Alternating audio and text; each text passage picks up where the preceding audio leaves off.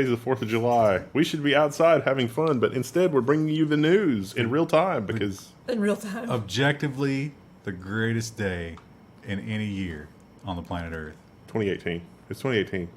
Was that your way of telling me I forgot to say the year? No, I'm saying every year since 1776, this has been the greatest day of the year on the entire planet. Everybody agrees. I think the Founding Fathers literally said that we would be celebrating this day with fireworks, like, since 1776. But people keep doing dumb stuff with fireworks, and I fear one day they're going to be outlawed. I'm not doing anything for 4th of July. All the cool ones already are.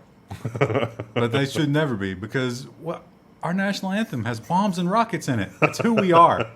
USA. USA.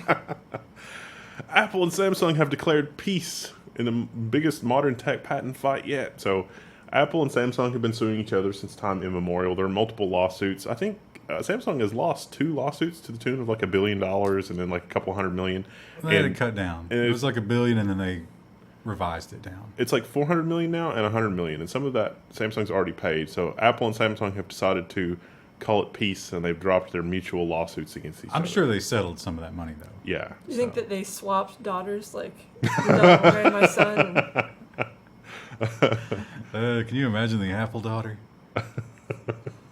That would be a tough marriage.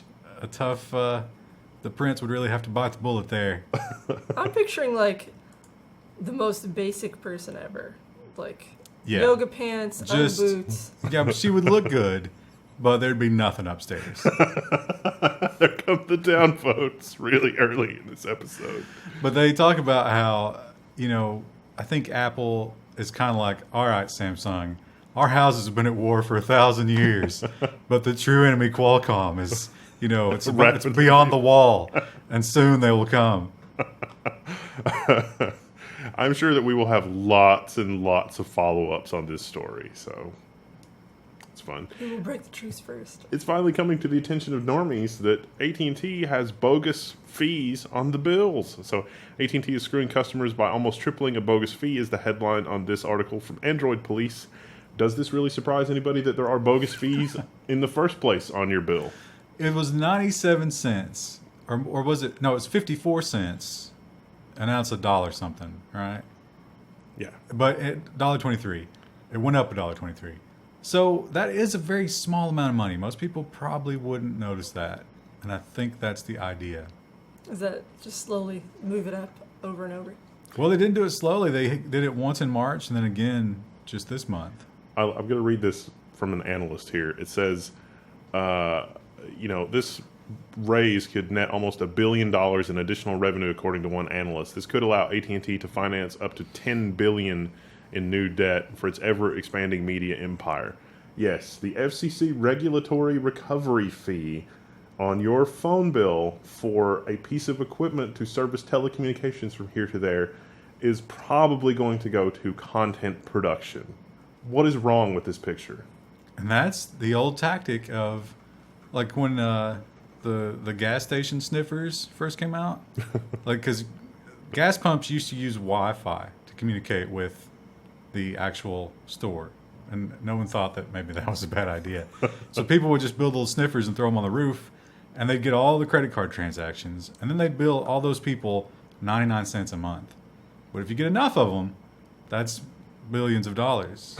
So online criminals do that kind of thing.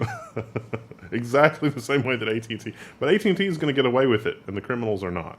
So I'm not sure if that's a simile or metaphor. Is it like them or is it them? Amazon buys PillPack, an online pharmacy, for just under $1 billion. I never thought selling pills online. I mean, didn't they put some guy away for this, for doing that with Bitcoin? Wow. Well, several, yeah. Well, that was the we just did yesterday, the money laundering story. How can Amazon do it, but not Canadians? I would trust Canadians more than Amazon. Well, they can do it by spending billions of dollars and, lobbying the government. I like the name PillPack. Yeah, I like that too. Usually, when they're talking about pills, they use the word like medication or prescription. They never say pill, because pill is like pill mill. That's what you pick up, off the sidewalk and shove down your mouth. Or you go to somebody's house in a scary part of town to buy pills. You go to the pharmacy to buy medication. but I guess they just really needed a domain name. Medication Pack did not sound good. MedPack. That I think id Software has like copyright on that or something. MedKit is theirs, right? Oh, MedKit. Okay. Well, there you go. Yeah, PillPack's visionary team has combined a deep pharmacy experience and focus on technology, says Amazon CEO, Worldwide Consumer, Jeff Wilkie. I don't know if this article covered it, but I've read where a lot of people are like, it's kind of like Whole Foods. They're just buying these people to get all their licenses and infrastructure. And Amazon is totally going to just take over and do their own thing, in the medical world. I like how when they did that, they mentioned in that article, the stock prices of all of the online competitors for medicine just tanked because they're like, oh God, Amazon's getting in this business. I mean, I can Bail buy out. pills offline. Yeah, everybody just run away. I mean, you can technically buy some pills online already, but I wonder, like, can I get the good stuff?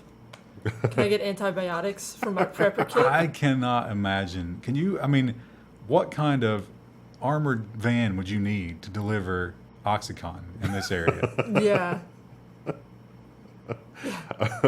I'm thinking of some movies that were very dystopian about that. This is just a damn Z-Pack, and they just throw it down in the sewer, and the fish, drink it up. Speaking of really horribly dystopian things, Amazon workers facing firing can appeal to a jury of their coworkers. So this is one of those things where it's like there's a rat problem on an island, so they release some snakes to get rid of the rats, and then there's a snake problem, and then maybe the mongoose is like the next thing. So we're whatever the thing is past mongoose level, because what was it? One of the federal oversight things, like the Federal Labor Board or whatever, reviewed Amazon's hiring and firing practices, and they said, well, Amazon, you're maybe a little too quick to fire workers when there's a problem. You need to give them an opportunity for corrective action. And so now workers in Amazon apparently have a choice of 3 different things. Yeah, they can. I didn't see that. They can quit on the spot and get a severance package. That's kind of like Deal or No Deal. It's like, oh, Number one. You want to get paid for the next 6 weeks? Go ahead and quit. Or you can be reviewed by a manager panel, judgment panel, or you can go for the panel of your peers. Your coworkers will review your work and productivity. I would love to see a skit about that, where it's like, it's got the models all up with like the cases. Which one will you select? That's basically like the labor lawyers are saying that's basically how it is, and that is not how we should conduct ourselves with regard to labor law. But more importantly, it's the one person here described it as a kangaroo court, because you go first and you lay out why you think you should stay there. And then they turn off all the cameras and all the equipment, and you sit in a room by yourself, probably with the lights off, while the manager, the prosecutor, gives their case, but you're not allowed to hear it. And then they come back with a verdict. Neat. Definitely sounds really dystopian. Because I don't know. I mean, I guess it's better than just being fired over something minor, but I wonder if probably it's just lip service, because that business model, they need a very, very, very low functioning employee for a lot of those jobs. I mean, the wristbands and the little tricorder things they carry around that basically do the job, right? You're just meat that's moving those things around. So how long before Amazon PillPack just prescribes the appropriate pill to shut down the higher cognitive function to make those workers more resilient? We've decided your unhappiness comes from not having enough Xanax and Adderall in your system. So go ahead. Don't worry about swallowing these pills. The automated ejector is going to come and put it directly into your bloodstream. And then a year later, it's like, I'll be damned. Billy's the best packer that we've got. He has a laser-like focus on packing those packages. Here's your Amazon-branded bucket in case you experience any nausea, but don't stop moving. Then he goes home and he just walks around his living room. He doesn't sleep anymore. He just paces back and forth, filling boxes. If you've been following this program for a long time, you know that it's been a really bad news for PC security in general and PC hardware. I'm, of course, talking about Meltdown and Spectre and all of their variants and all of the subclasses of things where it's like hyper-threading is not secure anymore, and just It's a mess. It's a terrible mess. Well, bad news, because, browser sandboxing, which is something that we've gotten pretty good at, about, you can be sure that if you go to a website, that a website is not going to be able to take over your entire computer. Well, I've got some bad news. Changes in WebAssembly could render the Meltdown and Spectre browser workarounds useless. And so WebAssembly is a pretty cool, hot new technology that'll let you run JavaScript really quickly and other executable code on the web page really quickly. But because of the hardware flaws, it may be able to see what other apps on your computer are doing, retrieve encryption keys, that sort of thing. That's sort of bad. Yeah, this is a timing-based thing. So when it first came out for these vulnerabilities, the way they fixed it is they just sort of fuzzed the timing a little bit and wouldn't let JavaScript be that accurate as far as timing. But by introducing the threads, it's going to allow you to use the one thread to observe the other thread in a similar way as the hyperthreading thing. And so WebAssembly has actually had to put that on hold. They can't roll that out because it's of not a complete Spectre fix. and Meltdown. This is going to be a problem that we ultimately fix in hardware. There's not going to be a software workaround that's really going to be acceptable here. And that's, what a time to be alive. It's one, it's new computer science, but two, I can't believe nobody caught this before.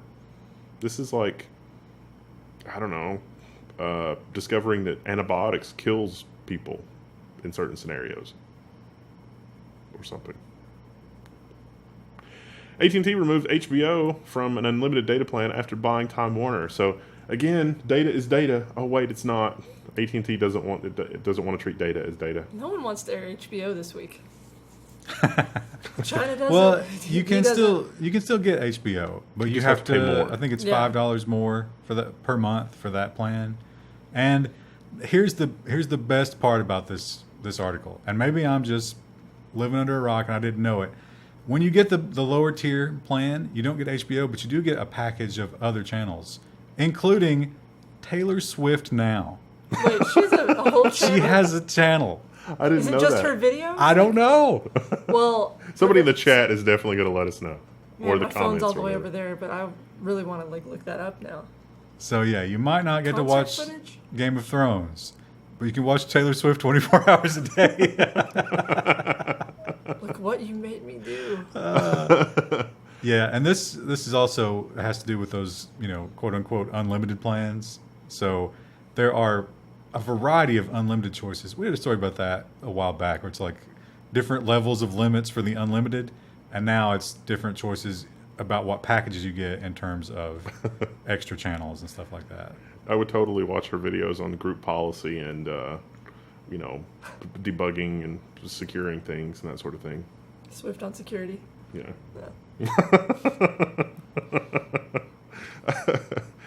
I just this underscored, like, this article, like, if you are of the opinion that the whole net neutrality, like, free market thing is the thing that makes sense, you should probably read this article really carefully, because this is exactly the sort of dystopian stuff. It was really hard to argue the position that data is not data. And if you read this article thinking about data as data, I don't understand how you would come to any other conclusion other than data is data, because there's like 7 different definitions of unlimited here, which is ridiculous. And all of them have stars underneath them. Yeah. Google Earth has a new tool that lets you measure the distance and area of anything on the map. So basically point and click. It's like you would think that there was a way to do this before, but it's like, hey, how far away is this from this? There you go. Oh, what sort of area is this? Oh, this sounds like a lot of fun. I think the coolest feature is it's not just a rectangle for determining area. You can freehand and make whatever shape you want, and it'll figure out the area. That's cool. So you should play with that. It seems like what's that feature for, other than like students, I guess? House hunting. Update us on your house hunt. Tell us how it's going. It's not going well. I'm trying to convince Ryan to get a tiny house, and he won't do it. So I can live vicariously through him. I've been waiting for our next article. It's exciting, but not for any reasonable reason. NVIDIA is looking to gag journalists with a multi-year blanket NDA. That's the headline. This is the NVIDIA NDA. So this is bumpkiss. This is not this NDA is totally, there is nothing wrong with this NDA. It is totally industry standard. Like, people are freaking out saying that NVIDIA is saying, oh my gosh, we can control everything that you say for 5 years. No, that's BS. That's utter BS. This is a completely standard NDA. There is nothing wrong with this NDA. I think hard OCP has a little bit of a grudge because NVIDIA has shut them out, as they predicted, because they revealed the GPP. They pretty much, they're the ones that ruined the GPP. They were the kittens that pooped in the GPP sandbox and ruined it and let everybody know that the sand was dirty. You think maybe this NDA thing was like them testing the waters to see, what's going on? Because I think that people complaining about this NDA sort of undermine how insidious the GPP really was. And so I wonder if that was a calculated move on NVIDIA's part. I don't know. I mean, I think NDAs in any form are garbage. It shows that how powerful the companies are because people are desperate to use their products for attention. Gamers Nexus did a video with a lawyer, an IP lawyer, going through the agreement. And I would not have thought that type of content would be necessary on the internet in this day and age, but I guess some people were making this out to be more than it is. The only thing that I think that people are really latching onto here that's perhaps unresolved is like the whole 5-year term of the NDA. But the reason that's there is, let's say that a company's getting ready to release a product and they seed you and you get the product and you're taking a look at it as a journalist or whatever, but then something happens. Like, let's say Meltdown and Spectre, the GPU equivalent of that happens, and they're like, well, even though you guys have prototypes of this, we're going to pull the manufacturing of this until we fix those security vulnerabilities with this product. And that might take a year or 2 or 3, or the product might be canceled for other reasons. So if they never actually release the product to the public, then you would be under that NDA for 5 years. And then at the end of 5 years, you could talk about the product they never released. That's why that clause is there. And so it's not like people freaking out about that. Like when they release the product, then you don't have any information that's under NDA, so what's the big deal? But if they never actually release the product, then that would still be under NDA. And that's happened before. I mean, Intel did that with their graphics cards. They actually seeded graphics cards to people, and then they were like, you know what, we're canceling this product, because Intel's schizophrenic like that. So that's when that type of clause would apply in those scenarios. So why do people freak out about this? The internet is amazing because we can do this wonderful, awesome stuff collectively, but sometimes we just get like an earwig in our ear and we go crazy. Some people who aren't Americans and don't know what an earwig is are like, what? Google it. Google those things. It's a carnivorous earwig that crawled in my brain through my ear. Why? Kind of like Microsoft. Microsoft is... Microsoft. They're doing this stream to win thing. They're also doing... what was the name of this service? A Mixer. Yeah, so Microsoft really wants in this whole Twitch thing, so they're like, hey, let's do this with our... Let's start streaming, but... Not only are they late to the party, they're literally arriving after most of the guests have already gone home. Well, Twitch is kind of the monster there. YouTube tried to do the same thing with YouTube Gaming, and I don't think it was ever very successful. No. Well, the story here is, this is going to be Forza 4, is it? Yeah, Forza 4 is going to be the first game to reward you for streaming. At least to Mixer. They're not sure if any other services are going to get that. But because your Xbox has Mixer built in, you can fire up Forza, you can start streaming, and you will get some kind of DLC type in-game content for doing so. Some sort of skin. Did you guys get paid? I did the Bing thing. Remember Bing? It was like you can get paid to do searches on Bing. I totally did that, and I got some gift cards. I had a friend who did that. Yeah. In college, because he was desperate for money, so he would just use the search engine all the time. Yeah, this is that, but for gaming. Except you don't even get anything tangible from this. You're literally just getting skins or in-game currency. Well, I bet someone will do it. But it's kind of like I'd get really into it. The Amazon Prime outfits in PUBG. I don't have any respect for people who have those. No. You didn't earn that. You gotta have yellow pants in PUBG. That's the only way to earn respect. CNN Tech brings us our next article, which is unexpectedly dark the more that you think about it. On the surface, it seems good. Amazon wants you to start a business to deliver its packages. Look at this guy staring pensively out the window. Yeah, it's just as he thinks about starting his business. Is that an airplane? He's waiting for his package. What is that? Is that something on the horizon? I don't know what that is. I think it's just a dust cloud because the delivery truck is coming. So if you've got 10 grand and want to be your own boss, Amazon has got a deal for you. basically they're going to sell you 5 trucks for 10 grand, branded trucks, which seems like a decent idea. Maybe With insurance and the other stuff. and their software, which is probably pretty good at finding directions. Let me just I can just sum up this whole article for you. The business owners will be able to make as much as $300,000 a year in profit running a full-size fleet of 40 vans and managing 100 employees. Managing 40 vans and 100 employees, 300 grand, you are going to be at the office 93 hours a week. Yeah, that sounds Also, miserable. that you're going to hit that number if all of your van drivers are pissing in jugs. Otherwise, that's not going to happen. Yeah. This is, like, again, the more layers you peel back, the darker this gets. So why does Amazon want to do this? 2 reasons. One, our president has been sort of insane saying that the post office is not making enough money off of Amazon when they've demonstrated that they are. So Amazon's worried about that. 2, Uber and things like that, like the ride-sharing services, Uber and those companies are getting dinged saying that those are employees of the company.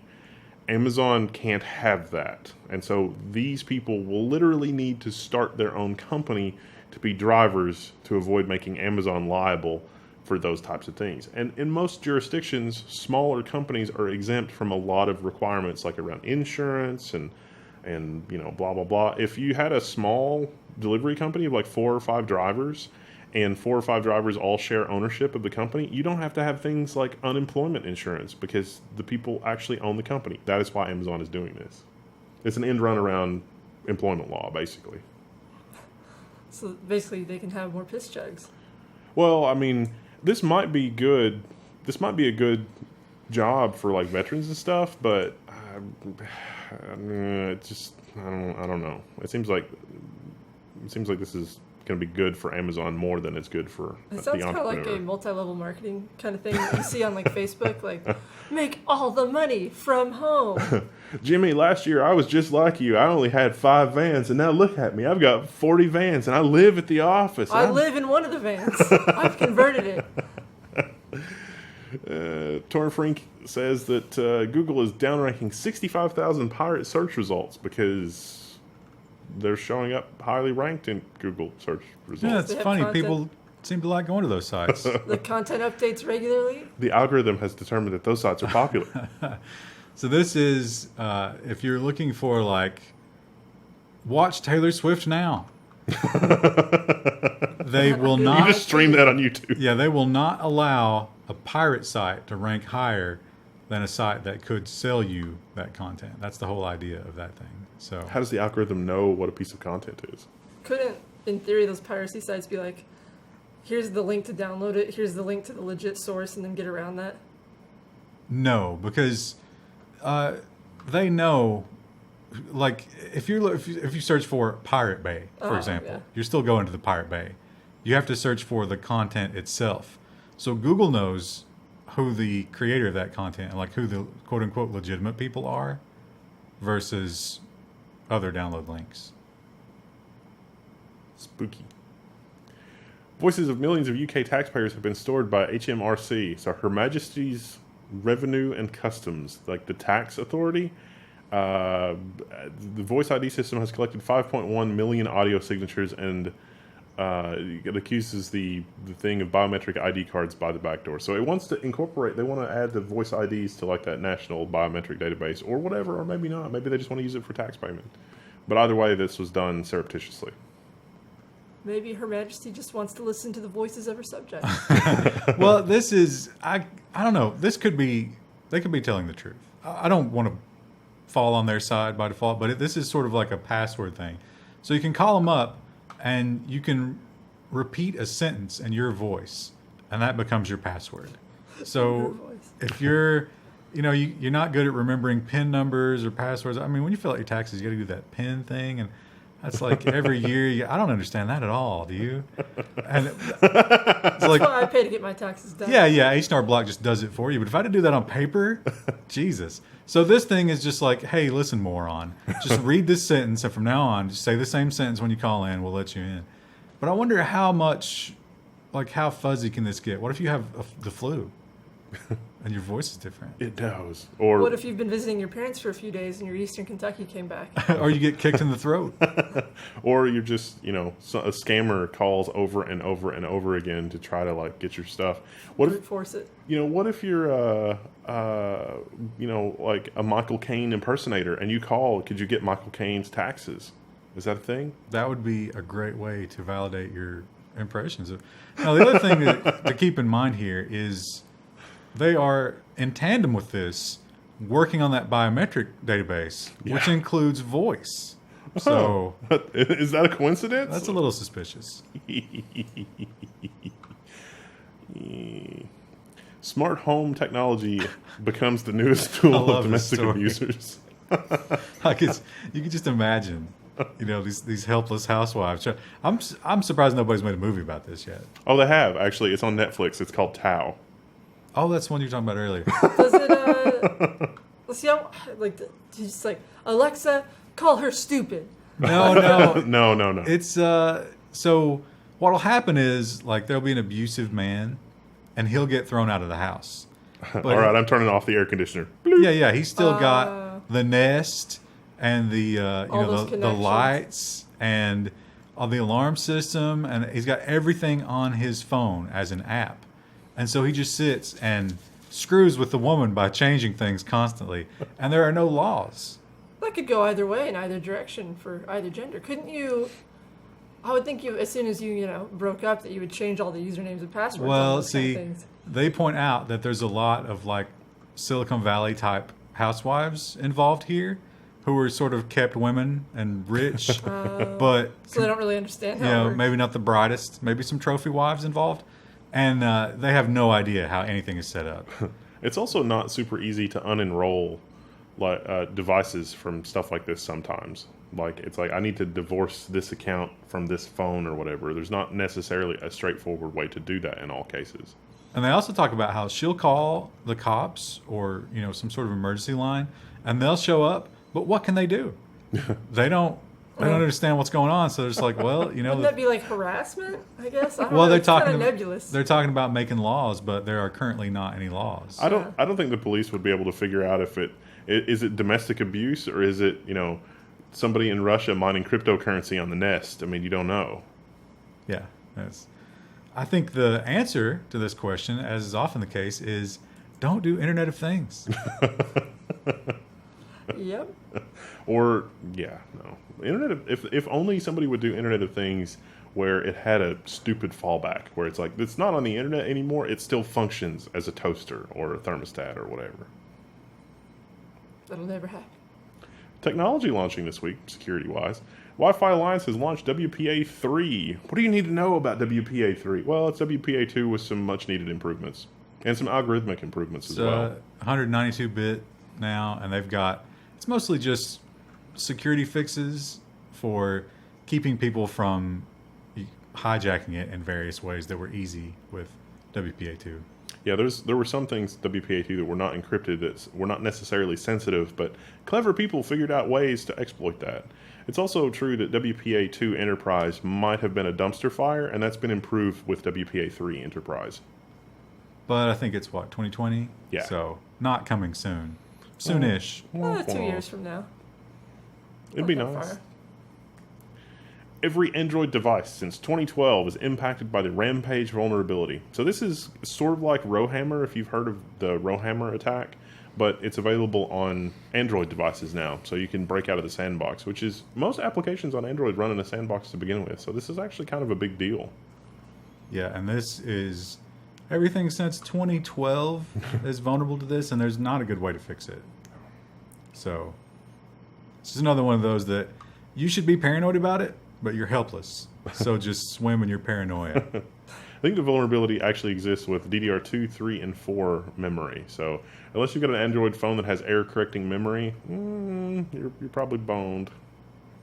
Can't wait for malware that actually exploits this. That's not just proof of concept but malware. yeah, it's a little tricky to do. It can't be easy because you have to observe when you're getting the result that you want, and that's a very specific result that you're trying to get.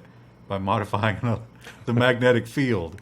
So it would be a high level. I think probably this is going to be more like, the NSA is going to be building this software, not, Vlad. We're not keeping out Gray Key. Is that what you're telling me? Vlad the crypto miner might not have this level of Vlad the sophistication.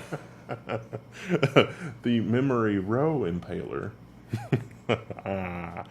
Swann, do you have a home security camera from Swann? I've got some bad news. Their camera sent video to the wrong user. They said this was just a one-off event and that was totally fine, and Well, it actually happened twice. Yeah. But here's the thing. It was actually a lie. They claim, and this is bad enough. So these, I guess, are hard coded with some sort of ID, like a MAC address or something. I don't know exactly what the ID is, but it's in the hardware. And they're like, "Oops, in the factory we made 2 that were duplicate by accident, but that's only happened once. How is that possible? It's going to happen a bunch of times." And It's only happened twice. And this other guy found it. But the bigger question is, there's got to be a user and a password there, right? So somehow it doesn't try to match the hardware ID with the username and password. It seems like you could still differentiate. I like how stuff like this is built such that it's like this thing has to go all the way across the internet and back before it's functional. And it's like, but things like video cameras, would it be crazy to just record and store the video locally, proximal to the camera, and then use those kind of like unique device IDs and like password recovery functions? Would that be so wrong? Would that be a poor way to architect the system?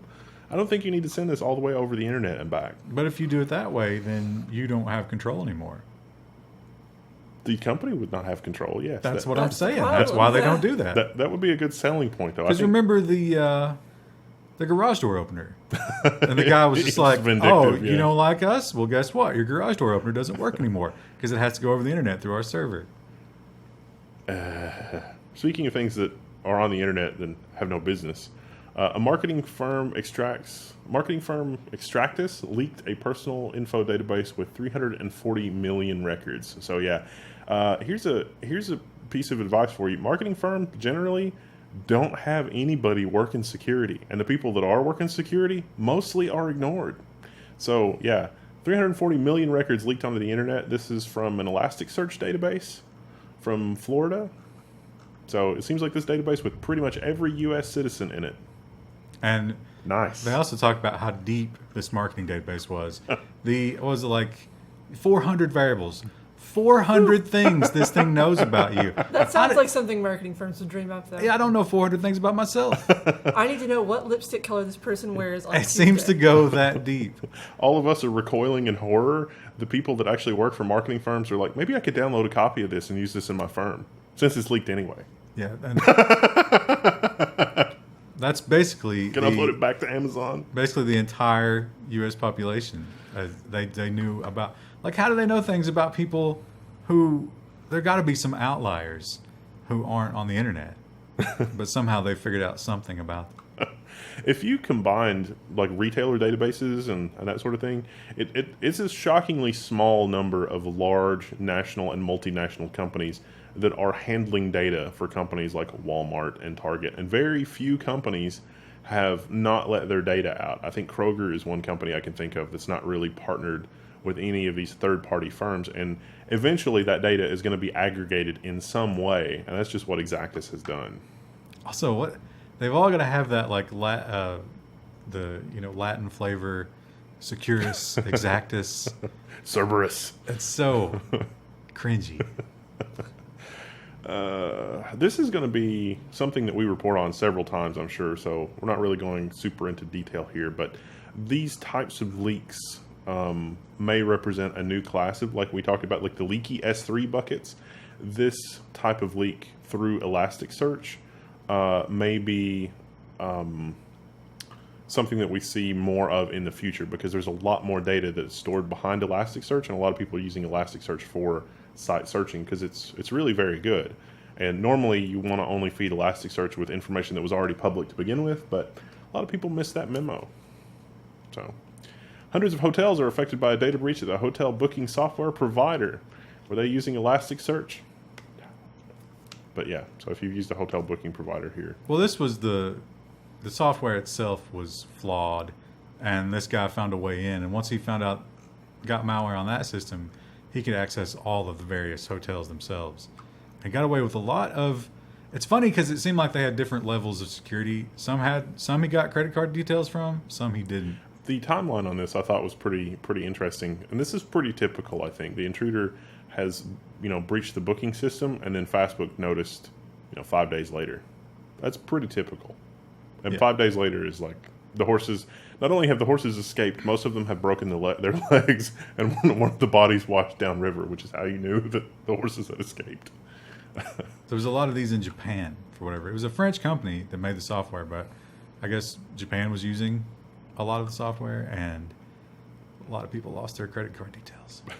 In the same vein as the Elasticsearch thing, but probably not with Elasticsearch, betting giant BetVictor leaked all of its own internal systems passwords. How did they do that? They uploaded an internal document with the passwords to their internal systems to their help document system. Their internal knowledge base was on the internet as a publicly accessible knowledge base filled with answers to things. This was one of those. The password to this. And Yeah. Yeah, it was and not only the usernames and passwords, but they had the URL there too, just in case. Yeah. So I don't think anybody got malicious access to this. Some researcher found it, and so 11 passwords in the pwned passwords data set offered by Troy Hunt's Have I Been Pwned? Which, if you haven't seen Have I Been Pwned, it's nice. Sorry. What were you going to say? yeah. There's a lot of security stories this week. There's so many leaks. Just a leaky bucket in here. It actually might be a leaky bucket in here because I don't know if you guys can hear it, but there's actually quite a bit of thunder going over top. And rain. Yeah. I've been trying not to pay attention. I want to rush out and look at it, but Ticketmaster admits personal data has been stolen in hack attack. So this one is rogue JavaScript. So yeah, this one's exciting. well, this was a one of those live chat services, and you're not supposed to run that on your actual payment gateway. And nobody told Ticketmaster that, I guess. At least that's their excuse. One thing we should mention, I don't think we preempted, this was the leak block. It was like 6 or 7 leaks in a row. Every story, the common thread is the word or the phrase third party. No one blames themselves. It's always third party. Yeah. And they're always passing the buck. If you're dealing with a third party, maybe be aware of that. Well, having worked on a lot of projects, this on the payment gateway page, like when somebody is actually entering credit card details, you are not supposed to have any third-party JavaScript at all. Oh, well, that's the third party's response was, what kind of moron put JavaScript on the payment gateway that access to the third-party site? That's like day one security. You don't do that. Oh, well, there are tons of instances I can think of where it's like I've been directly ordered against my express objections to like, no, we need this tracking script on every page, even the payment gateway page, because we need to know if they complete the payment. And it's like, well, but if somebody compromises the GTM tag or the analytics tracking software or any of the other stuff, suddenly they can steal credit cards. They're like, yeah, we don't care. Okay, sounds good. Guess just we'll go ahead and put do this that. in email so that way we have a record of it. I'm gonna make another backup here. Don't be like Ticketmaster. Don't put crap like GTM tags and chat scripts and crap like that on your payment page. Don't do that. You should know better than the that. live chat trend. Let's talk about that for a second. 'Cause that's not something that people. It's 2018. If you design a decent navigation, most people don't need a live chat. Unless they're elderly. Yes, and you think there's a lot of people on Ticketmaster who are like 80 years old going to like a Leonard Skinner concert, like Well, there's old people events. Mike? Old people are way into certain kinds of live shows, right? I mean, because a lot of those bands are still out there. And like with the Temptations, I think they're all dead, but there's still the Temptations. They're out there touring. Wait, really? I don't know if it's them exactly, but yeah, a lot of those, there might be like one surviving member that they roll out on the stage for 5 minutes in the beginning, and then a new crowd of people come out. And, That'd be like the most down-tempo crowd to play to, too. I saw that. There was like a major production of Rocky Horror, and they rolled Tim Curry out for the start of it, and it was so sad. Why did you make me think of that? That's depressing. Now you can go stare out the window at the rain and think about that. There's been another massive leak of law enforcement personnel data. So this is many police departments are unable to respond in an active shooter situation, according to this data set. So this federally funded active shooter training center has exposed the personal details of thousands of U.S. law enforcement officials. Yeah, this was a training program. When they figured out that you don't have an active shooter answer in your area, then they would give you this database. It's like, well, here's who you can call and put together like a task force, an ad hoc SWAT team for an active shooter. And here's everybody's level of training. Here's their cell phone number and blah, Don't blah, blah. upload that to Dropbox. Yeah, so that got out. Pro law enforcement tip: don't post that on the internet or like Facebook and be like, "We got this database. Anybody need anybody from it?" It's like, Have you recently gotten a pop-up or software on your computer that says all radio 4.27 portable? Bad news. You're gonna have to reformat, and that's because your computer basically is Typhoid Mary, and that's only the latest symptom. You've got a rootkit. I don't know if reformatting is going to fix it. You got serious issues. Although they did admit that almost everybody who complained about this had downloaded OS activation cracks or game cracks. So you knew what you were getting into. Well, Don't swim in those waters. When did the scene get so polluted with these posers? This is just terrible. It does a lot of really crazy stuff too. If the malware that monitors the clipboard detects a cryptocurrency address goes to the clipboard, it's replaced with another cryptocurrency address under their control. So like if you need to send somebody some crypto, you're going to send, and you just copy paste, you're not paying attention, you're going to end up sending the crypto to the wrong people. That's pretty insidious. I mean, there's like a million things here that's just terrible. So yeah. Our viewers would never get hit with that though, right? Security flaws disclosed in LTE. So this is your cell phone. Basically, if you're, China or Russia or something, this is the keys to LTE. You can take over LTE devices, like Stingray devices, that kind of thing.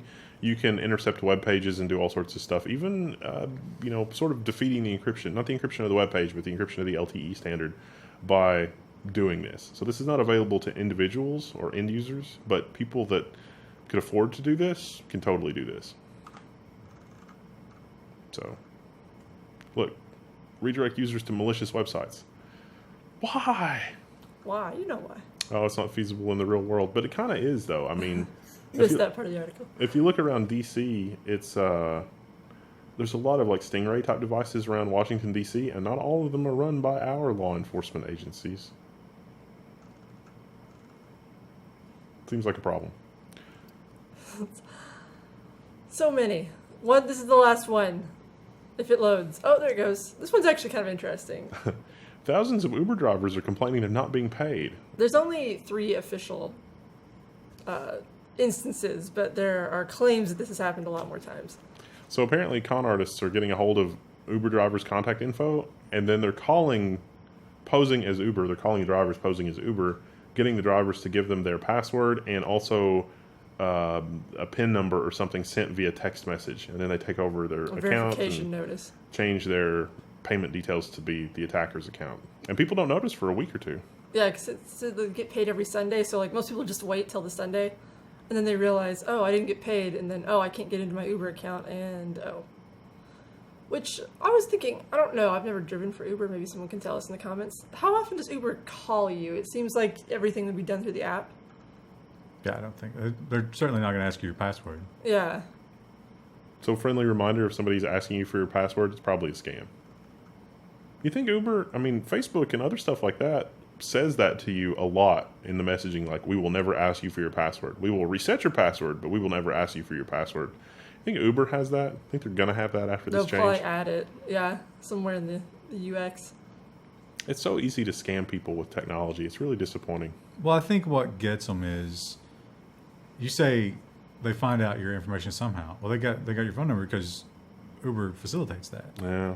So they know your phone number. They know the address you're going to because they just set it up, and they say, oh, we need to cancel this ride. The scam is they're like, hey, we need to cancel this ride because it's a handicapped person and your vehicle is not equipped for that. So you need to give us your information so we can clear all this up in the system, so you don't get penalized for never picking this person up. I think that's what gets them. Scammers. It's like the IRS. Like, you will be arrested unless you give us all your info right now. There's no warrant for your arrest. These drivers aren't suckers. They totally call you when there's a warrant for your arrest. What have we got to look forward to for Friday? Lots of nonsense. We've got hardware news on Friday and science and robots, and there is so much nonsense this week. There's nonsense, and there's quite a few AI stories as well. It was really Some good tempting ones. to put all the leak stories in as nonsense because, I mean, there's not really a lot going on technology-wise this summer because it's summer and everybody's outside doing stuff, but good Lord, the data leaks. It's We crazy. should have just done a rapid fire of that. Just, here's all the people who had leaks this week. Done. Anybody that's working in web development or anything, I could hear their sphincters pucker over the internet. You So could they're, hear it? yeah, they're going to be making some serious change. I mean, it was so bad. They're going to be making some changes right now. People are already, it's like, oh, you know what? It's probably a good idea for me to remove those trackers from the payment pages. I can hear it. I'm glad you can hear it, because I don't think it's going to happen.